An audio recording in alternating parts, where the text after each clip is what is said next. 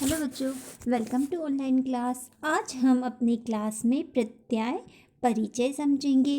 ठीक है, प्रत्यय क्या होता है और प्रत्यय को कैसे पहचान सकते हैं, प्रत्यय कितने प्रकार के हैं, ये सारी बातें हम इसमें समझेंगे। तो सबसे पहले मैं आपको प्रत्यय की परिभाषा बता रही हूँ। यह शब्दः धातोः प्रातिपदिकस्य वा अन्ते संयुज्य विशेषार्थस्य बोधकं कारयति सः प्रत्ययः। अर्थात शब्द या धातु के बाद में जुड़कर उसके विशेष अर्थ का बोध कराने वाले शब्दांश को प्रत्यय कहा जाता है। यानी जिसमें धातु और शब्द दोनों के बाद में जुड़कर जो विशेष अर्थ का बोध कराते हैं वे प्रत्यय कहलाते हैं। प्रत्यय जो होते हैं वे मुख्यतः 5 प्रकार के बताए गए हैं, है ना। प्रत्यय ये 5 प्रकार के बताए जा रहे हैं। शुद्ध प्रत्यय, तिड प्रत्यय, कृत प्रत्यय, तद्धित प्रत्यय, स्त्री प्रत्यय, ये 5 प्रकार के प्रत्यय बताए गए। इसमें से ये 3 जो प्रत्यय हैं, ये देखिए आप। शुभ प्रत्यय, शुभ प्रत्यय किसे कहा जाता है? शुभ प्रत्यय की पहचान जो है शब्द रूपाणी निर्मयते। शुभ जो है, शुभ प्रत्यय का प्रयोग शब्दों के साथ चाहते हैं, है ना। यह शब्दों के साथ इसका प्रयोग किया जाता है। जैसे कि राम है ना, तो राम के साथ इसका प्रयोग, तो राम का रामायण हो जाएगा। इस तरह से शब्दों के साथ इसका प्रयोग किया जाता है। फिर है तिड प्रत्यय। तिड प्रत्यय धातु रूपाणी निर्मीयन्ते, अर्थात यह धातु रूप में विशेष या विभिन्न लकारों व पुरुषों के रूप में चलाया जाता है ना। धातुओं में इस प्रत्यय का प्रयोग किया जाता है, तिड प्रत्यय का। फिर है कृत प्रत्यय। तीसरे नंबर का प्रत्यय है कृत प्रत्यय। कृत प्रत्यय में है, इसकी पहचान ये होगी कि इसमें संज्ञा सर्वनाम विशेषणादि निष्पादनाय धातुभ्यः विधीयन्ते ते कृतः प्रत्ययः कथ्यन्ते। अर्थात जो कृत प्रत्यय है उसमें संज्ञा, सर्वनाम, विशेषण, क्रियाओं के बाद लगाए जाते हैं। ठीक है, यह इसमें ध्यान रखना पड़ता है कि इन सभी के बाद में कृत प्रत्यय लगाया जाता है। यही इसकी पहचान होती है। अब देखिए, इसमें हमें कुछ उदाहरण दिए गए, जैसे कि त्वयत, अन्यर, श्रत, सानच, कत, कृतवतु, कृतवा, लयप, तुमुन, है ना। ये आदि और कई प्रकार के होते हैं जो इसके अंतर्गत आते हैं। तो अभी हम जो है त्वत प्रत्यय समझते हैं। त्वत प्रत्यय का उदाहरण देखिए आप, जैसे कि पठ, ये उदाहरण दिए गए हैं, है ना। ये प्रत्यय के उदाहरण जैसे कि पठ, धन, त्वयत, तो हो गया पठित्वम, है ना। इस तरह से अगर जिसके अंत में म और हलंत लग रहा है ना, त्वयम अगर है अंत में और म के साथ हलंत लगा हुआ है तो वहाँ पर त्वयत प्रत्यय होगा। ये इस प्रत्यय की पहचान है।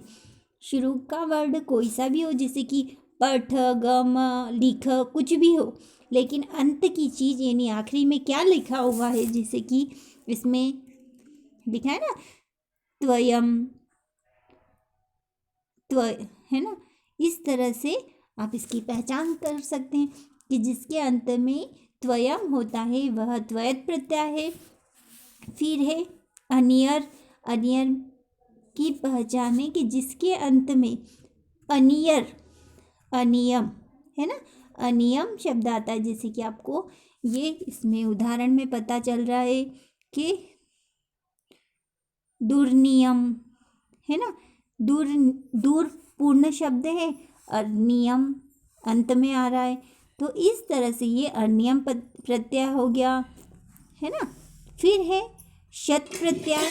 शत प्रत्यय की ये पहचान है कि जिसके अंत में न और न के साथ हलंत लग रहा है, जैसे कि ये न के साथ हलंत है ना, पठन, हसन, इन सब में हलंत लग रहा है ना, तो वहाँ पर जो है श्रत प्रत्यय होगा। ठीक है, जैसे कि पठ धन शत बराबर पठन। फिर है सानच प्रत्यय। सानच प्रत्यय की ये पहचान है कि जिसके अंत में मानह, जिसके अंत में मानह शब्द अगर लग रहा है ना, बिंदी भी लग रही है इसके अंत में, तो जैसे कि धनवान, कंपमान, इस तरह से अगर मानह शब्द लग रहा है तो वहाँ हमेशा सानच प्रत्यय ही होगा। अगर आपने अंत की चीज़ को ध्यान में रख लिया तो आप उसके प्रत्यय को आसानी से पहचान सकेंगे। ठीक है। फिर है कृत प्रत्यय। कृत प्रत्यय में इसके अंत में तह है ना, कथितः, गतः, तो जिसके अंत में तह लग रहा है वहाँ कत प्रत्यय होगा। जैसे कि कथ ये मूल शब्द होता है, प्लस कत बराबर कथितः, गम प्लस कत बराबर गतः। इस तरह से जिसके अंत में ये होता है तो वहाँ पर ये प्रत्यय होगा। आपको समझ में आ रहा है ना। अगला देखिए, जैसे कि आपको कृतवतु है ना, कृतवतु। कृतवतु प्रत्यय की पहचान होगी जिसके अंत में कृतवान जैसे कि लिखा हुआ है, तो जिसके अंत में वान शब्द आ रहा है और न मतलब अंत में वान के बाद हलंत लग रहा है तो वहाँ कृतवतु प्रत्यय होगा, है ना।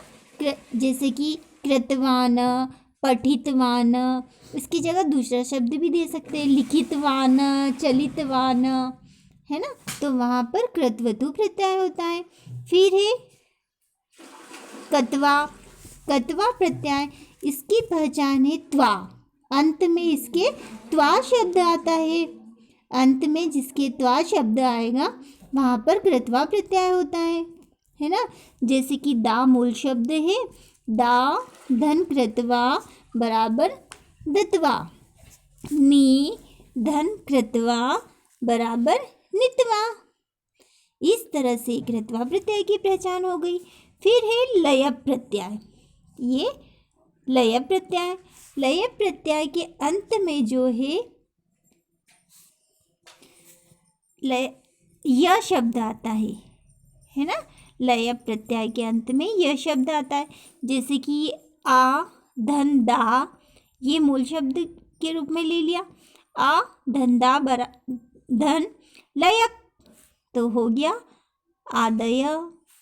सम धन पठ धन लयप बराबर संपठ्य। अंत में यह आ रहा है ना, इसके भी अंत में यह आया, इसके भी अंत में यह आया, यानी आदाय संपठ्य। ठीक है, तो इस तरह से आप इसकी पहचान कर सकते हैं। फिर है तुमुन प्रत्यय। तुमुन प्रत्यय की पहचान है कि उसके अंत में म और म के बाद हलंत लगता है ना। तुमुन अंत में आ रहा है ना, तुमुन है ना, क्रतुम, जेतुम, पठतुम, अगर इस तरह से तुमुन आ रहा है तो वहाँ पर तुमुन प्रत्यय होगा। जैसे कि क्र मूल शब्द है, क्र धन तुमुन बराबर क्रतुम, जी धन तुमुन बराबर जेतुम, है ना। फिर है कतिन, है ना, कतिन प्रत्यय, इसकी पहचान है अंत में इसके तीह आता है, अंत में इसके तीह आएगा, वहाँ पर जो है कृतिन प्रत्यय होगा। जैसे कि मन जो है, मन मूल शब्द है, मन धन कृतिन बराबर मतिः, क्र धन कृतिन बराबर कृतिः। इस तरह से आप प्रत्यय की पहचान को समझ गए होंगे। अगर आपने इसके अंत के शब्दों को पहचान लिया कि जिसके अंत में म आ रहा है, त्व है ना, त्वम आ रहा है, तो वहाँ पर जो है त्वम जो त्वत प्रत्यय होगा। जिसके अंत में न और हलंत आ रहा है तो कौन सा प्रत्यय होगा? श्रत प्रत्यय। अगर इस तरह से अंत के शब्दों को पहचान लेंगे तो आप प्रत्यय को आसानी से समझ लेंगे। इसके आगे के प्रत्यय मैं आपको अगली वीडियो में समझाऊंगी। आप इन प्रत्ययों को अच्छे से समझिए और इन्हें देखिए।